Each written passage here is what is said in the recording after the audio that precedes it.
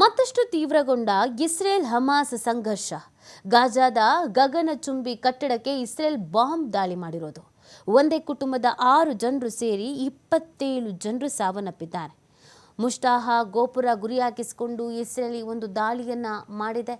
Gaza ನಗರದ ರಿಮಾಲ್ನಲ್ಲಿರುವಂತಹ ಮುಷ್ತಾಹಾ ಗೋಪುರ ಸೇರಿದಂತೆ ಗಾಜಾದ ಇತರೆಡೆ ಕೂಡ ದಾಳಿಯನ್ನ ಮಾಡಲಾಗಿದೆ.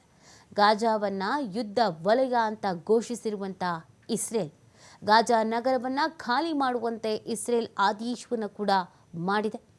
ಗಾಜಾ ಮೇಲೆ ಸದ್ಯದಲ್ಲೇ ಮತ್ತಷ್ಟು ದಾಳಿ ಆಗಬಹುದಾದಂಥ ಸಾಧ್ಯತೆ ಕೂಡ ಇದೆ. ಮತ್ತಷ್ಟು ದಾಳಿಯನ್ನು ಮಾಡ್ತೀವಿ ಅನ್ನುವಂಥ ಎಚ್ಚರಿಕೆಯನ್ನು ಕೂಡ ನೀಡಿರುವಂಥದ್ದು.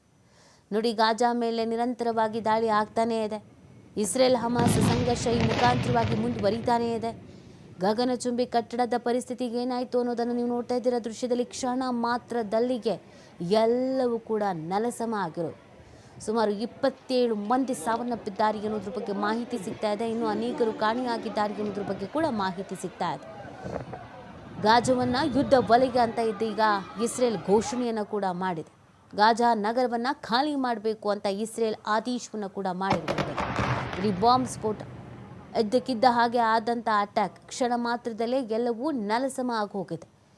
ಈ ಮುಖಾಂತರವಾಗಿ ಇಸ್ರೇಲ್ ಮತ್ತು ಹಮಾಸ್ನ ಸಂಘರ್ಷ ಮತ್ತಷ್ಟು ತೀವ್ರ ಪರಿಸ್ಥಿತಿಯನ್ನು ತಂದೊಡ್ತಾ ಇದೆ.